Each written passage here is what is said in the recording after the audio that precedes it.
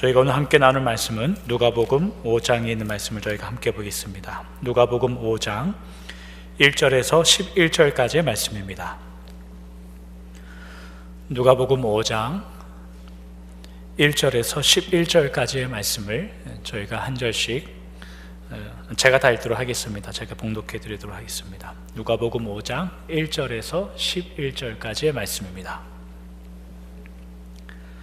무리가 몰려와서 하나님의 말씀을 들을새 예수는 게네사렛 호숫가에 서서 호숫가에 배 두 척이 있는 것을 보시니 어부들은 배에서 나와서 그물을 씻는지라.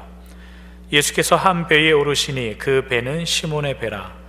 육지에서 조금 떼기를 청하시고 앉으사 배에서 무리를 가르치시더니 말씀을 마치시고 시몬에게 이르시되 깊은 데로 가서 그물을 내려 고기를 잡으라. 시몬이 대답하여 이르되 선생님, 우리들이 밤이 새도록 수고하였으되 잡은 것이 없지만은 말씀에 의지하여 내가 그물을 내리리이다 하고, 그렇게 하니 고기를 잡은 것이 심히 많아 그물이 찢어지는지라. 이에 다른 배에 있는 동무들에게 손짓하여 와서 도와달라 하니 그들이 와서 두 배에 채우매 잠기게 되었더라. 시몬 베드로가 이를 보고 예수의 무릎 아래에 엎드려 이르되 주여, 나를 떠나소서, 나는 죄인이로소이다 하니, 이는 자기 및 자기와 함께 있는 모든 사람이 고기 잡힌 것으로 말미암아 놀라고 세베대의 아들로서 시몬의 동업자인 야고보와 요한도 놀랐음이라. 예수께서 시몬에게 이르시되 무서워하지 말라, 이제후로는 네가 사람을 취하리라 하시니 그들이 배들을 육지에 대고 모든 것을 버려두고 예수를 따르니라. 아멘. 오늘 말씀은 누가복음 안에 처음 등장하는 예수님께서 첫 번째 제자를 부르시는 말씀입니다. 이들은 시몬 베드로와 그의 형제 안드레, 그리고 야고보와 요한 네 사람입니다. 본문은 예수님의 사역 2년차 초반에 있었던 일입니다. 지금까지 예수님은 누구를 정식으로 제자로 삼아 함께 사역한 적은 없습니다. 물론 따르는 무리들이 많았고 인기는 높아졌습니다. 그러나 제자를 삼아 함께 먹고 마시고 자고 하지는 않았습니다.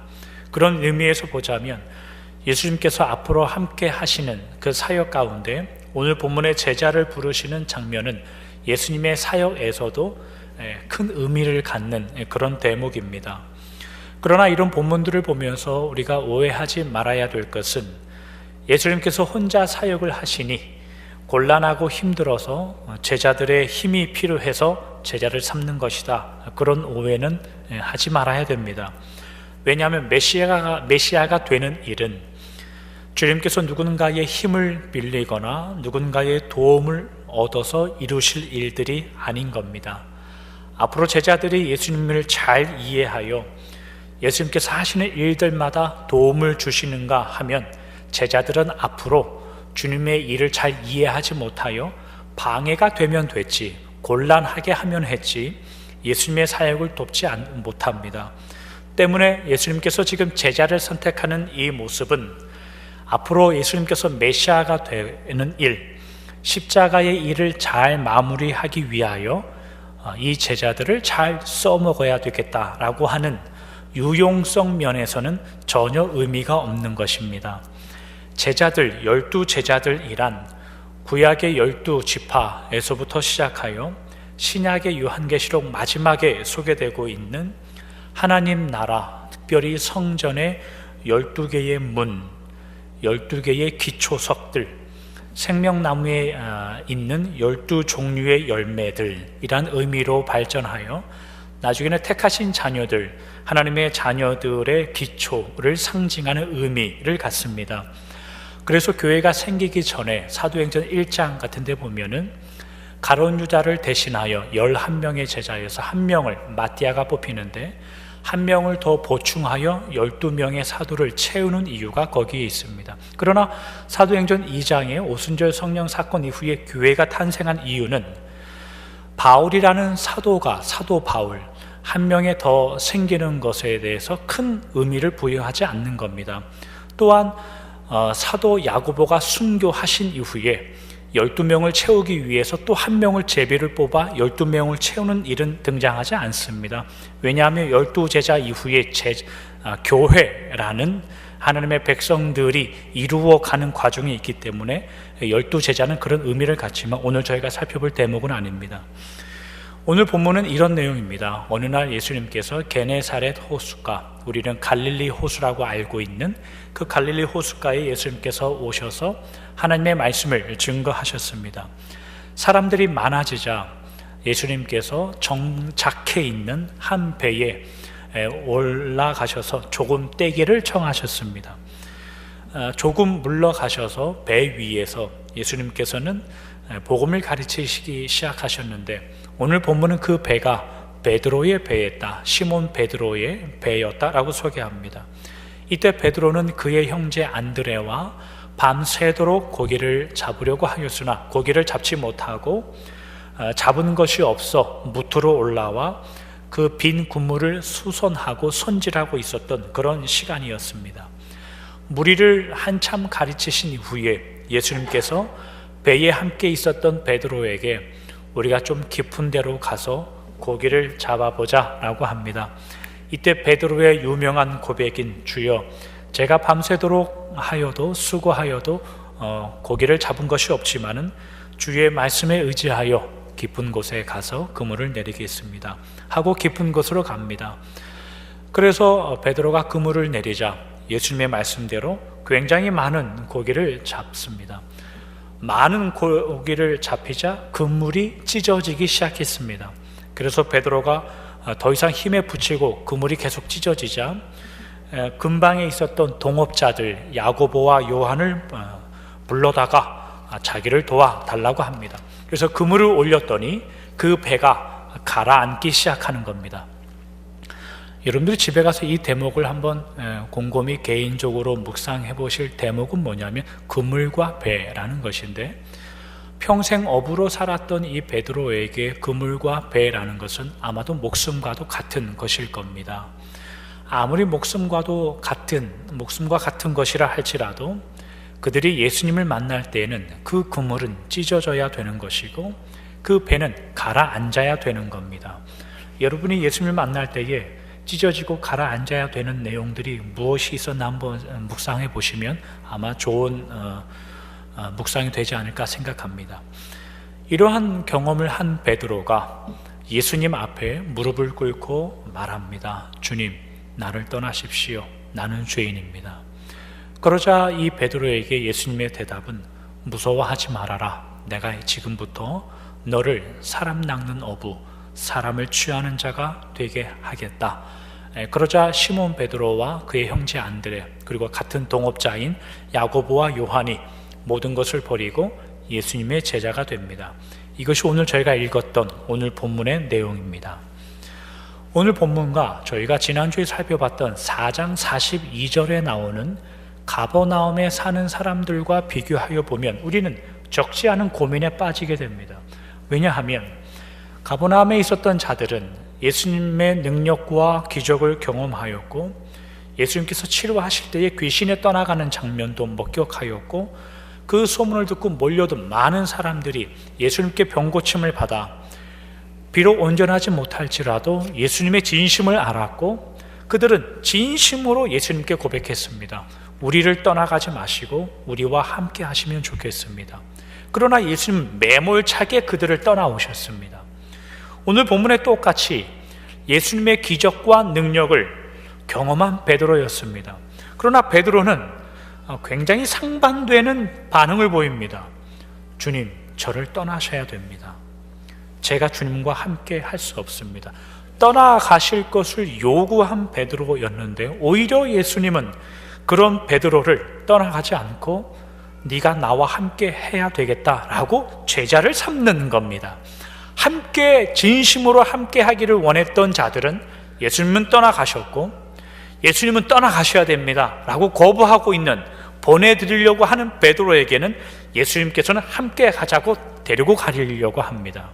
이 상반되는 반응, 오늘 저희가 추적해 보려고 하는 대목이 바로 이 대목입니다. 제자가 된다는 의미는 무엇이고 그러면 그 시작이 무엇이어야 되는가에 대한 질문입니다. 오늘 본문 5절에 베드로가 하는 답변, 말씀에 의지하여 그물을 내린 일, 이 일에, 이 고백에 우리는 굉장히 많은 관심을 가져왔습니다. 지금까지. 그래서 말씀에 의지하는 베드로의 겸손, 이것이 그가 예수님의 제자가 되는 일에 있어서 굉장히 큰 의미를 우리는 부여하고 그렇게 생각해 왔습니다. 아니면 조금 더 성경에 관심이 있는 분이라면 8절에 했던 베드로의 고백, 주님 저는 죄인이니까 주님 저를 떠나셔야 됩니다 라고 했던 베드로의 회개, 베드로가 제자가 되는 그 일에 베드로가 했던 그 회개에 우리는 굉장히 큰 의미를 부여했습니다. 그러나 본문을 통해서 우리가 관심 가졌고 주목해 볼 대목은 뭐냐면, 베드로가 하는 말씀에 의지하여 그물을 내리는 이 일이라든지 주님 저는 죄인이니까 떠나셔야 됩니다 라는 베드로의 고백이든지, 예수님은 그렇게 크게 관심 갖고 있지 않다는 겁니다. 그런 베드로의 믿음과 변화에 대해서 칭찬을 하거나 아니면 성경을 기록한 누가라든지 그러한 베드로의 굉장히 우리가 볼 때에는 관심 가져 볼 법한 그런 내용과 고백이 있어서 예수님도 그렇고 누가도 그렇고 그렇게 크게 관심 갖지 않습니다. 오히려 예를 들면 예수님께서 베드로의 그런 고백을 들었을 때, 그래 가서 회개하고 그러면 마음을 청결하게 하고 변화를 받아 돌아와서 나와 함께 가자, 이러면 아주 멋져 보이는 겁니다. 그래서 우리가 우리의 마음을 정결하게 하고 회개하고 어떤 마음을 가졌을 때 예수님께서 우리를 받아주시는 그런 모양이 일어나면 좋겠는데, 예수님의 다만 대답은 뭐냐면 10절에 기록한 바와 같이 무서워하지 말아라, 그 한마디였습니다. 무서워하지 말라. 그리고 그 베드로를 제자로 삼습니다. 베드로의 고백에 성경이 그렇게 크게 관심 갖지 않는 근거는 또 예를 들면 이러한 구절들이 나오게 됩니다. 누가복음 8장 25절에 있는 구절인데, 제자들에게 이르시되 너희 믿음이 어디 있느냐 하시니 그들이 두려워하고 놀랍게 여겨 서로 말하되 그가 누구이기에 바람과 물을 명하여 순종하는가 하더라. 예수님의 사역 2년차 마지막 쯤에 예수님과 제자들이 배를 타고 갈릴리 호수를 건너가는 중이었습니다. 근데 폭풍이 일어나고 파도가 넘실거려 죽을 위험에 처해 있습니다. 예수님은 배 밑에서 잠을 주무시고 계시고 제자들만 배 위에서 난리가 났습니다. 제자들끼리 서로 이야기를 합니다. 왜 예수님은 우리가 죽어가는 이 일에 아무 일도 하지 않고 저기서 잠만 주무시는가? 이 말 때문에 예수님께서 잠에서 일어나셔서 명령하셔서 폭풍을 잠잠케 하십니다. 그런 후에 예수님께서 제자들에게 하시는 말씀이 도대체 너희들의 믿음은 어디 있느냐? 그렇게 말씀하십니다. 이때 제자들의 마음속에 가지고 있었던 반응은 뭐였냐면, 도대체 이분이 누구냐? 도대체 이분이 누구이기에 바람과 물에게까지 명령을 하시느냐? 이런 대목으로 나옵니다. 성경은 그 이후에 계속해서 베드로와 제자들이 자신들의 죄를 깨달아 예수님의 메시아됨을 인정하여 영적인 문제를 깨달아 예수님을 그거를 해결할 수 있는 분, 우리의 그런 죄를 회복하시러 오신 분으로 창조주이고 권능자이셔서 모든 피조물의 명령을 하시는 분으로 그런 메시아로 대접하지 않습니다. 그렇게 대접하지 않는 베드로와 제자들을 계속 드러내고 계십니다. 또 하나는 마태복음 19장에 가면 이런 성경 구절이 있습니다. 마태복음 19장 23절과 27절에 있는 말씀입니다. 예수께서 제자들에게 이르시되 내가 진실로 너희에게 이르노니 부자는 천국에 들어가기가 어려우니라. 이에 베드로가 대답하여 이르되 보소서 우리가 모든 것을 버리고 주를 따라 싸운즉 그런즉 우리가 무엇을 얻으리이까?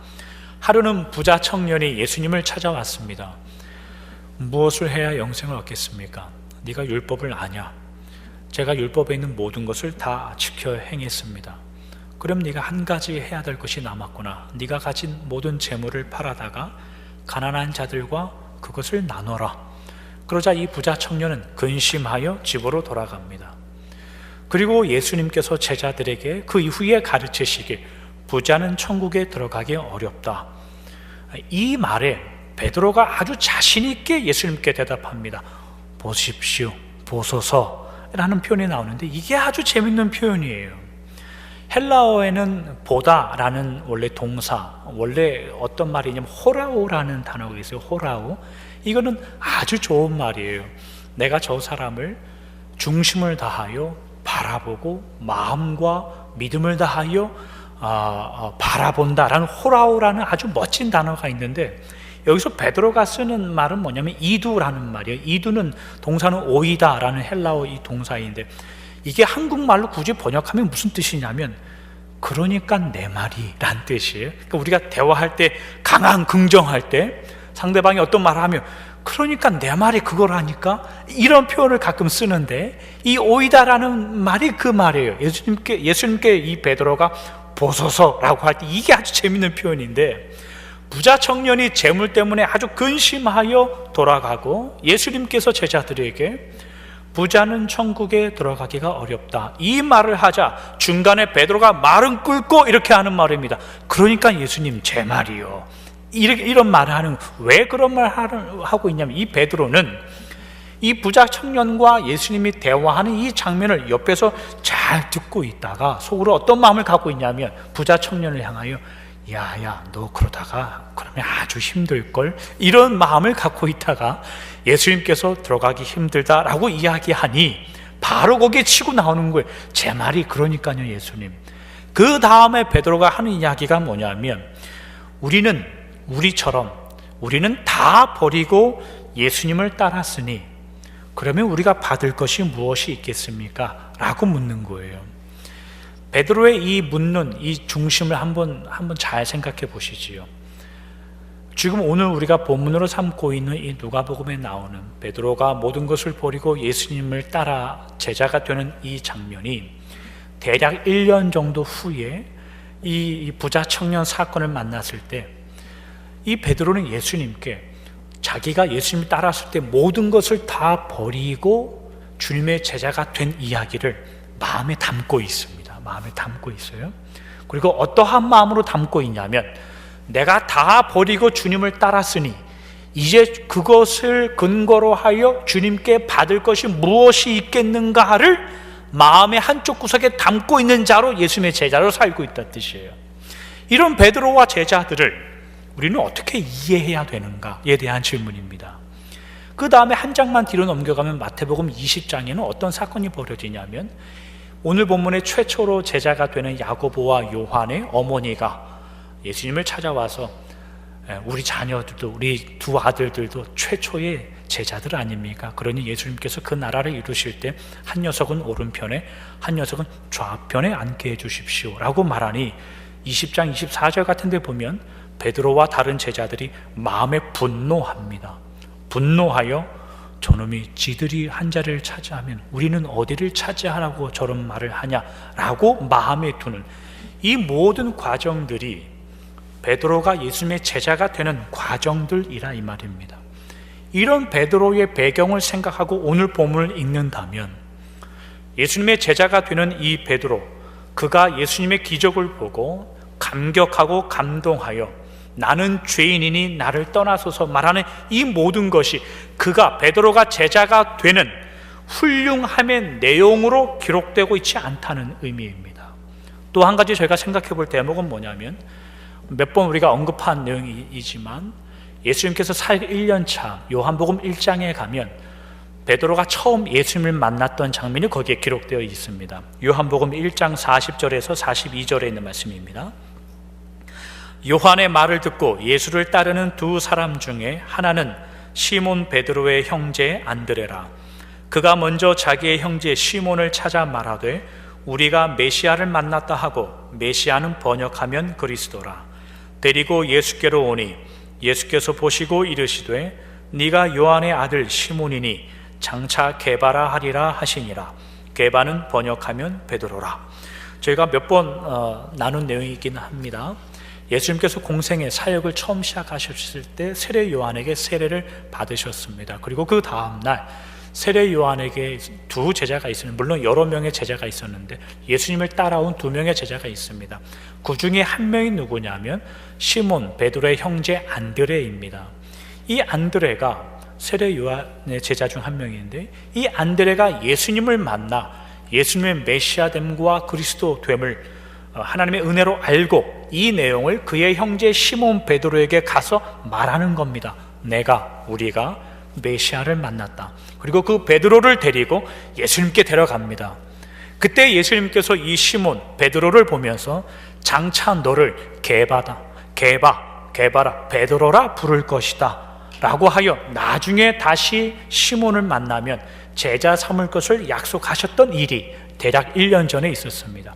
그리고 대략 1년이 지난 후에 오늘 본문에 드디어 베드로가 예수님의 제자가 되는 겁니다. 다시 말하면 무슨 내용이냐면, 종합하면 그가 처음에 어떻게 예수님을 소개받아 예수님을 알았던지, 그 이후에 가나의 혼인잔치나 몇 가지의 사건을 통하여 예수님의 기적을 바로 곁에서 어떻게 처음 했던지, 그 이후에 대략 1년간 그가 어떻게 예수님을 경험하고 어떠한 메시아가 되기를 기대하며 살았던지, 이 모든 베드로가 가지고 있는 신앙이라는 모양의 이 모든 것들은 그가 제자가 되는 일에 어떠한 중요한 조건과 내용들로 성경은 기록하고 있지 않다는 겁니다. 그러면 제자가 되는 일, 무엇에서 비롯되는가?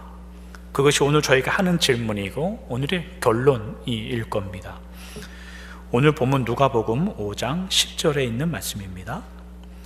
세베대의 아들로서 시몬의 동업자인 야고보와 요한도 놀랐음이라.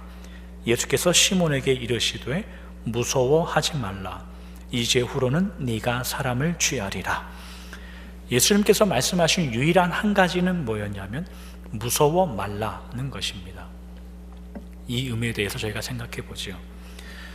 베드로는 예수님의 기적과 능력, 그런 고기 잡는 기적 앞에 자신의 무력함과 죄인됨과 그래서 예수님을 가까이 할 수 없다는 것을 깨닫게 됐습니다. 예수님을 처음 만나고 1년 정도 흐른 후에야, 물론 우리가 생각하는 베드로, 위대한 베드로의 사도의 모습은 아닐지라도, 속이 시원한 아주 믿음에 존경할 만한 분의 베드로의 모습은 아닐지라도 어쨌거나 그는 예수님께서 누구이신지 조금 알게 됩니다. 그런 베드로에게 예수님께서 요구하시는 것이, 그러니 가서 회개하고 변화받고 돌아와라. 그러니 새 사람이 되어 돌아와서 내 제자가 되라. 회개하여 제자가 된다는 것을 주제로 말하지 않고 예수님의 대답은 아주 간단합니다.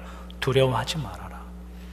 다시 말하면 네가 죄인됨을 깨달은 것에 대해서 두려워하지 말아라. 나를 가까이 하는 것에 대해서 두려워하지 말아라. 이 말만 하는 겁니다.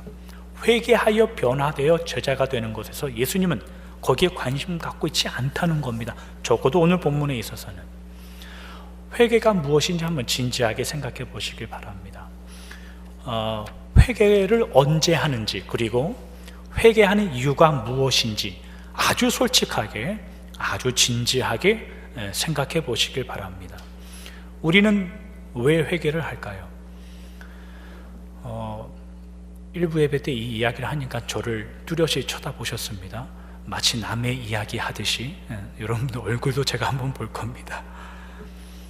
우리가 하는 회개의 대부분은 안심하려고 합니다. 안심. 무슨 말이냐면 불안해서 합니다.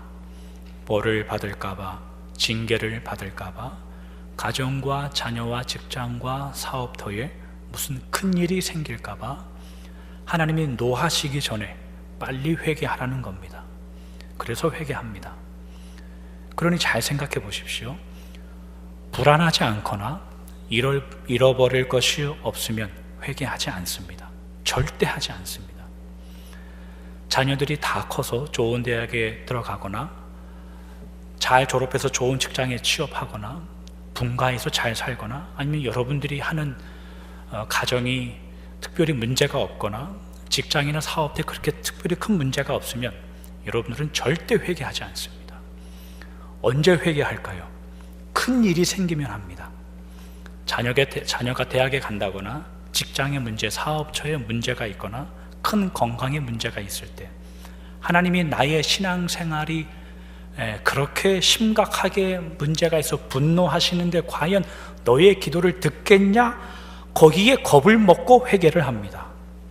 회개를 언제 하냐면 하나님 앞에 내가 잘 서 있는지 안 서 있는지, 벌을 받게 되는지 안 받게 되는지, 나를 안심시키는 인생의 문제를 해결하는 용도로 회개를 합니다. 다시 말하면 하나님 앞에 얼마나 떳떳하게 서 있을 수 있는 그 기준을 확인하기 위하여 회개를 했다, 회개를 하지 않았다, 이 말을 사용합니다.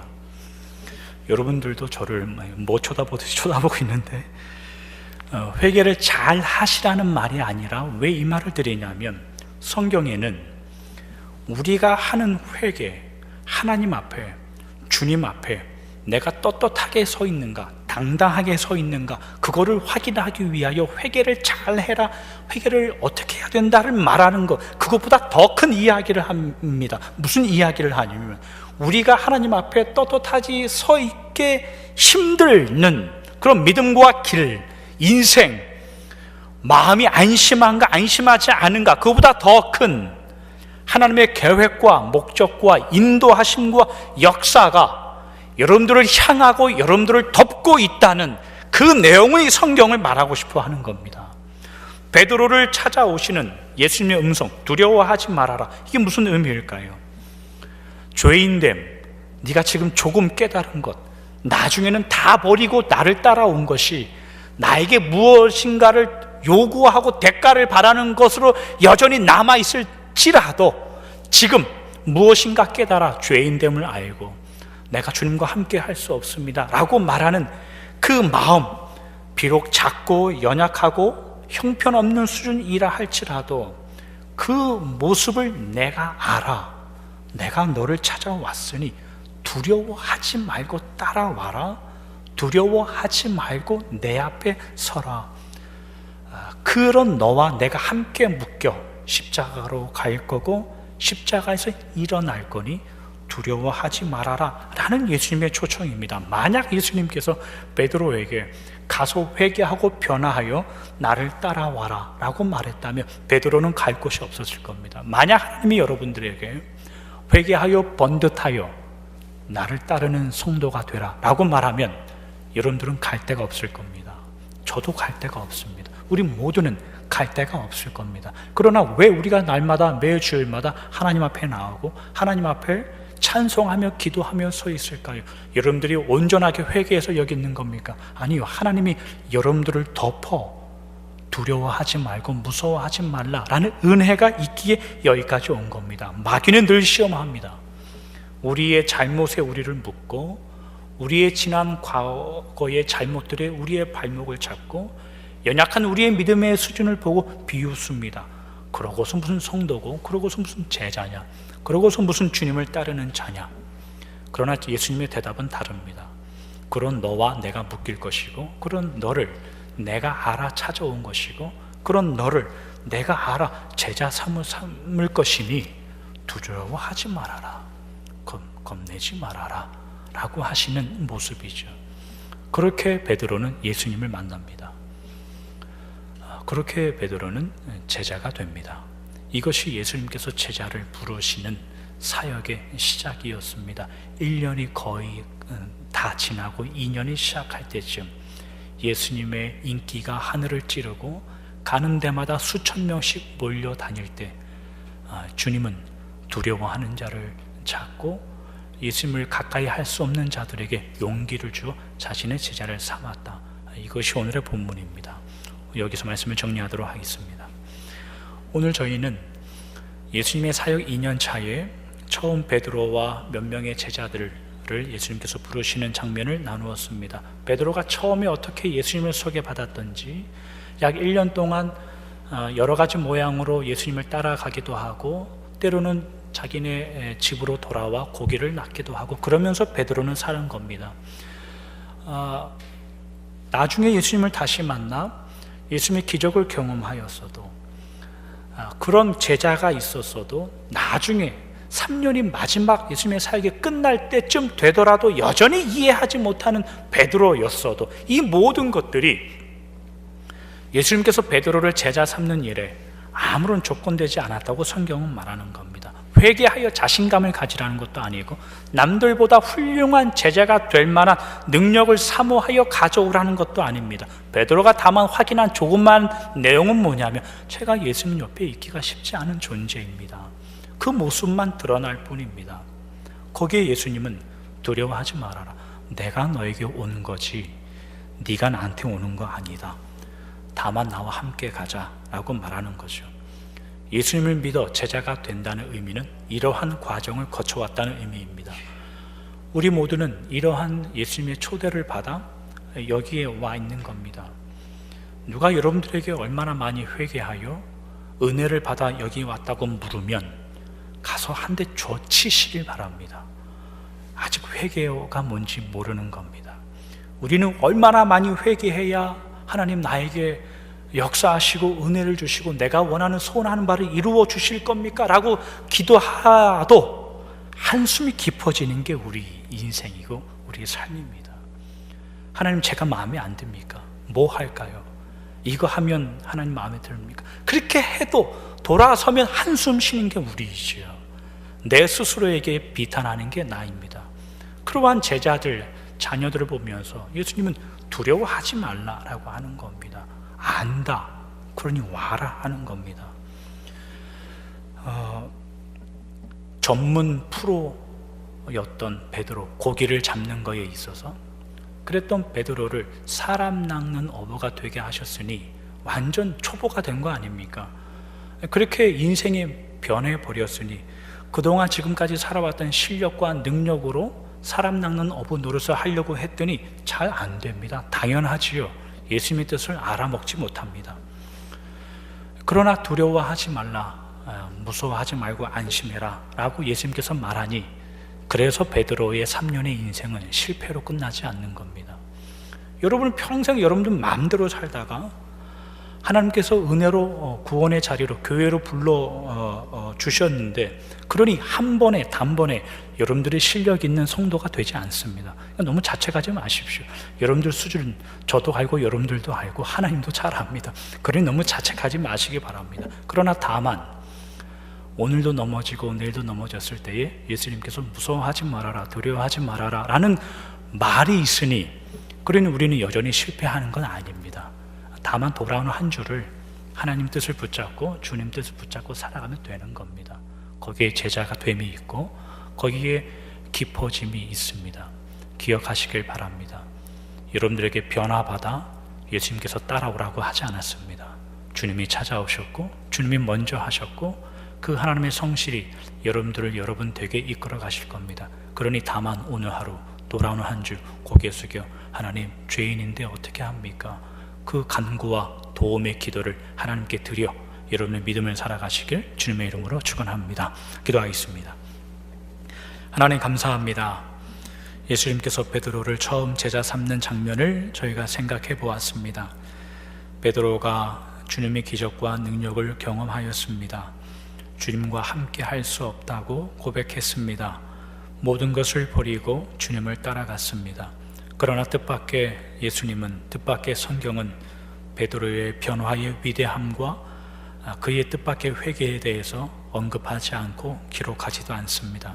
왜냐하면 베드로는 예수님 옆에 3년이 마치는 그 순간까지 이 모든 것을 버리고 따랐다는 것이 자랑으로 남아있고 그것이 하나님께 무언가를 되받는 조건과 근거의 모양으로만 남아있습니다. 연약하고 부족합니다. 그러나 그들을 주님이 아셔서 두려워하지 말라라고 말하고 내가 너를 찾아가 나와 묶었으니 다만 그 길을 함께 가자고 그들을 초대했을 뿐입니다. 하나님, 우리도 제자와 성도가 되고 교인이 되어 이러한 믿음의 길을 걷습니다. 하나님, 제자가 되었다는 뜻, 하나님께서 우리를 자녀로 삼아 주셨다는 뜻, 우리 안에 자랑으로 남아있지 않습니다. 겸손으로 남아있고 다만 사랑으로 남아있으니 믿음의 길을 살도록 인도하여 주시옵소서. 거룩하신 예수님의 이름으로 기도하옵나이다. 아멘.